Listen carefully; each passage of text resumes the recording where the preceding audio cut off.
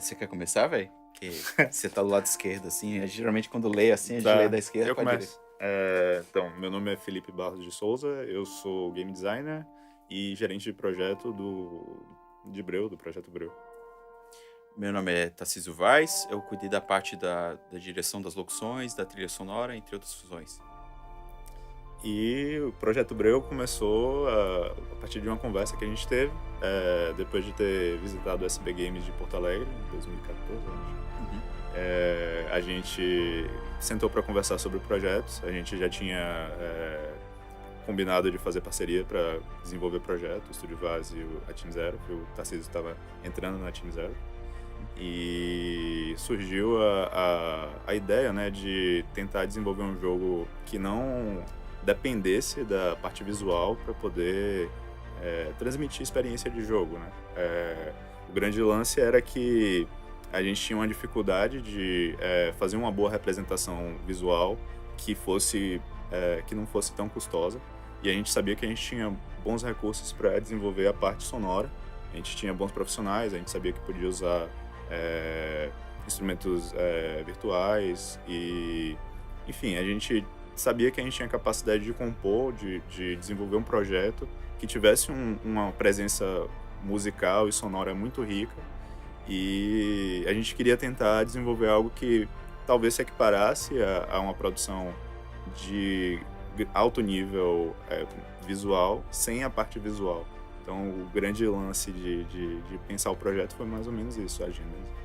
Foi meio que coincidente que a gente estava saindo de um outro projeto, só que a equipe foi sempre um pouco atípica, né? Que o núcleo é composto de 4 pessoas, sendo um programador, game designer, no caso Felipe, e 2 profissionais de áudio. Então, pra gente era realmente difícil encontrar um formato de jogo que fosse interessante. Aí houve essa coincidência de Felipe estar retornando do SB Games de 2014 lá em Porto Alegre, ter visto uma palestra sobre audiogames. Coincidentemente, eu estava lendo um artigo sobre isso. E aí, quando a gente retornou, foi meio que uma ideia em uníssono. A gente podia fazer um audiogame. Pô, que legal, eu tava lendo sobre isso. Vamos pesquisar mais? E aí a gente começou a estudar várias possibilidades, tipo de narrativa diferente, Sim. etc. Até que a gente chegou na questão do suspense terror, que é também um gênero tanto para filmes quanto para jogos, que é algo que é bem legal assim de explorar em termos de produção de áudio mesmo, e é uma coisa que dá uma imersão legal e tal. E a gente quis explorar um pouquinho isso. Felipe conhecia o Antônio Caetano, que ele estava escrevendo um conto com os rubros, que é uma história que a gente achou bem interessante. E aí a gente meio que juntou um pouco as coisas. A gente já adaptou a história, o conto rubro de Antônio para a história de Breu, e dali a coisa foi deslanchando. Isso. A gente ficou um bom tempo amadurecendo a ideia e correndo atrás de investimentos, etc. Isso trouxe algumas experiências legais, como uma premiação lá na FAPESB, de ideias inovadoras, que foi uma coisa que ajudou bastante a gente, foi um recurso que ajudou na produção, para produzir a trilha, etc. E daí a gente continuou até ter o edital da Secult, e aí realmente a gente focou de fato na produção. Então, audiogames, eles já existem, né, como conhecimento. Não vou dizer que é conhecimento comum, mas enfim. Desde a década de 80, mais ou menos, né? Não, audiogames, na verdade, eles nascem na década de 64. Tipo, o primeiro audiogame é chamado Touch Me, da Atari. É, na verdade, um arcadezão, que você tem botões, painéis coloridos, que você tem que memorizar a sequência sonora e tentar... já é um audiogame. Isso. Aí, esse foi o primeiro audiogame. Depois os audiogames eles passaram para uma fase de usar text-to-speech, que você tinha aquela construção de audiogames que eram... eles vinham do gênero de narrativa, de adventure games, que eram só textos. Uhum. E aí você tinha o text-to-speech, que fazia a leitura desses textos, e aí você tinha um audiogame que, na verdade, era um text game que virava um audiogame. Perfeito. E aí, enfim, a tecnologia foi avançando, novos gêneros foram nascendo, mas nos tempos atuais, o audiogame, ele tem vários gêneros, ele tem diferentes modos diferentes engines para serem construídos, enfim. Como hoje a gente tem a possibilidade de usar esses motores de desenvolvimento de jogos diferentes para jogos, para video games, é possível também desenvolver audiogames através deles. Tanto que o motor que a gente usa em Breu é o próprio Unity, né? Que é um motor muito conhecido, um motor muito comum assim na indústria de videogames. Eu já tenho vários gêneros de jogos que utilizam o formato de audiogame como base, né? Você tem Infinite Runners, Sim. no formato audiogame pra você testar reflexos. Sim. Acho que o mais comum é jogos rítmicos, né? Porque eles também, alguns podem ser considerados audiogames. Mas hoje você tem jogos de plataforma, você tem jogos de Infinite Runners, você tem alguns jogos narrativos. E é mais fácil de encontrar os audiogames em alguns sites especializados. São alguns fóruns que reúnem os links para audiogames. E alguns outros audiogames também ganharam algum tipo de notoriedade. Papa Sangre, a Blind Night Legend. Blind Legend. E aí, isso também foi uma coisa que chama atenção e não deixa de ter sido algum tipo de referência para o trabalho que a gente fez. A gente chegou a verificar vários desses jogos. Cada um traz algo interessante, né? O Anidjar tem a questão deles terem usado o Benedict Cumberbatch. Sim. Que é um ator renomado e tal, então eles focaram bastante nessa coisa da interpretação, as locuções. Exato. O A Blind Legend já trouxe uma liberdade de exploração um pouquinho maior, talvez. Mas, por outro lado, se calcaram muito na questão da locução em si, para poder direcionar o jogador. Com certeza. E, assim, foram referências importantes porque também a gente precisava encontrar o que a gente podia propor de diferente que esses jogos não tinham feito ainda. E, enfim, a gente chegou em algumas soluções que estão apresentadas no jogo em si, né, que a gente está propondo. Uma das coisas que a gente discutiu muito jogando esses jogos foi que se não todos, mas quase todos esses jogos, eles focaram muito na questão da locução, tanto a locução interfacial quanto as locuções que foram gravadas pelos atores para poder direcionar o jogador em relação a dar informações do que ele precisava fazer, etc. No caso de Breu, a gente tentou distribuir mais a questão do feedback para o jogador nas diferentes camadas de som. Então a gente teve sim, a gente teve a locução que estava contando ali a história para o jogador, que em determinados momentos o protagonista, o personagem que você controla, Marco, ele vai dizer, eu preciso ir para tal lugar, etc. Mas a gente tentou, na medida do possível, utilizar o mínimo possível de locuções interfaciais, que é algo que foi muito explorado em outros audiogames. O que é bom, funciona para a questão da jogabilidade, mas quebra um pouquinho da imersão. A gente tentou focar o máximo possível na narrativa em si e tentou explorar outros elementos de uma forma um pouco mais incisiva, digamos assim. Então teve a questão da ambiência, que a gente tentou enriquecer ela um pouco mais para o jogador realmente se sentir mais imerso naquele ambiente. Utilizou a questão do áudio binaural para trabalhar a espacialização de uma forma um pouco mais incisiva. Teve a questão da trilha sonora, que a gente pensou ela tanto no sentido dela acentuar essa questão do sentimento do personagem, etc., de dar aquela tensão, mas também pensou em algumas mecânicas para que a trilha ajudasse também o jogador a dar um feedback se ele está indo na direção certa ou não. A gente trabalhou com algumas questões de trazer instrumentos em camadas. Quanto mais camadas tem na trilha, mais instrumentos aparecem, o jogador ele tem a sensação que está indo na direção certa, ouve um som do piano, que é a intuição do personagem, ele sabe que é por ali que ele tem que ir. Então a gente experimentou algumas coisas que a gente acredita que enriqueceu, ajudou a trazer novas propostas para esse formato de audiogame. Tudo isso porque eu acho que o grande foco sempre foi, né, tipo, o norte da produção do jogo sempre foi no sentido de tentar construir uma experiência que te desse liberdade de movimento com relação ao espaço explorado. E isso foi o grande desafio do projeto, e isso foi o maior, o grande objetivo da gente, né? A gente foi até um pouco ingênuo no início, porque a gente imaginou que nossa equipe é muito calcada na questão do áudio, a gente não vai ter muita dificuldade, o jogo não tem interface visual, então vai ser tranquilo desenvolver. E ao longo do desenvolvimento, a gente teve várias surpresas, mas foi muito bom porque a gente aprendeu muito. E a gente acredita que não só a gente contribuiu bastante pro formato.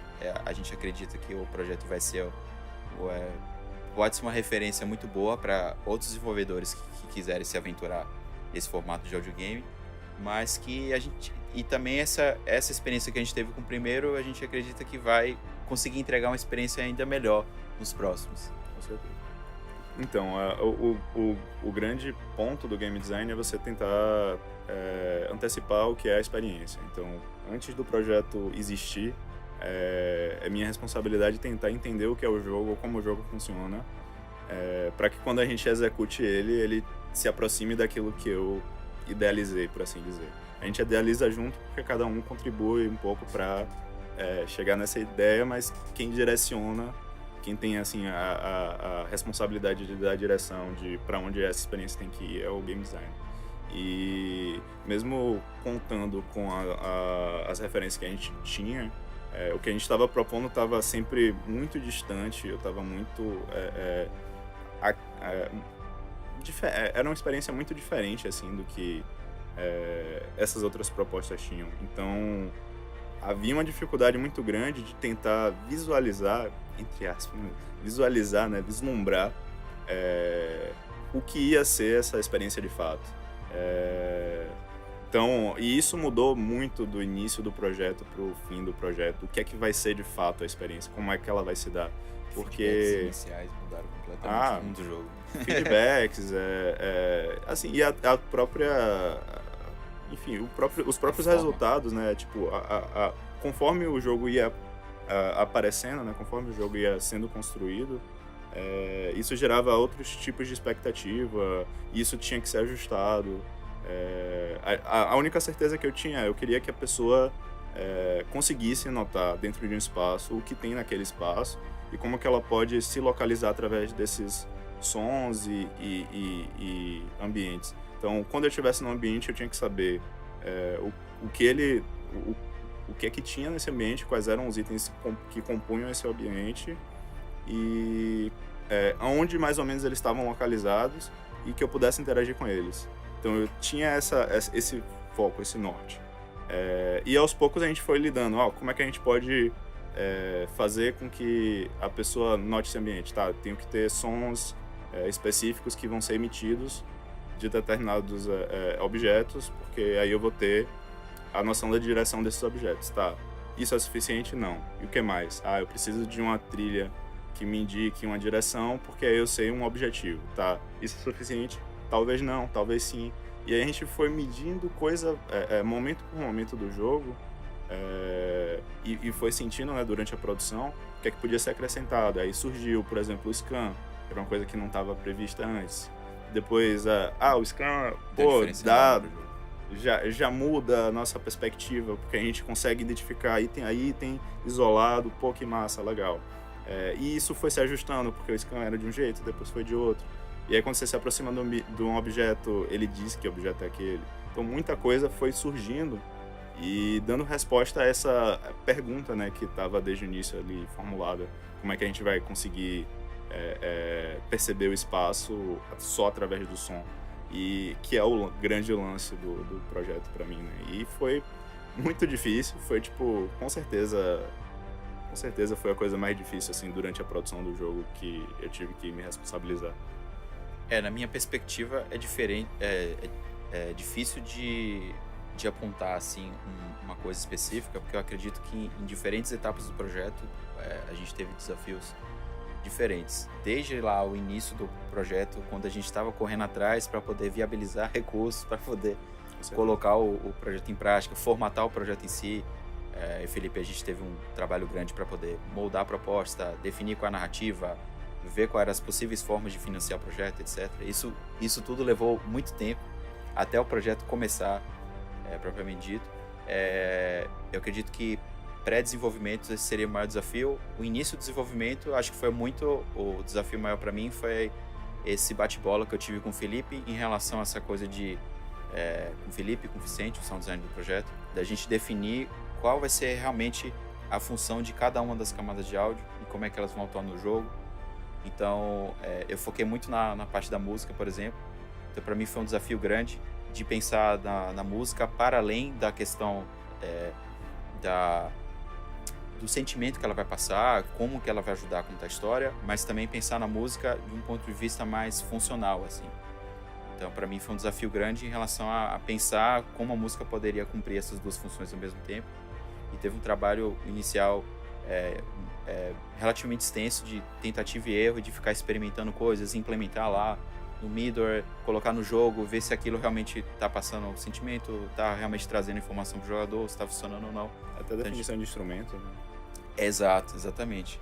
Passou até pela questão do instrumental. Então, tem uma questão de que em determinados momentos do jogo, conforme o jogador ele vai girando, os instrumentos vão se somando, e aí quando tem todos os instrumentos juntos, o jogador sabe que ele está na direção certa.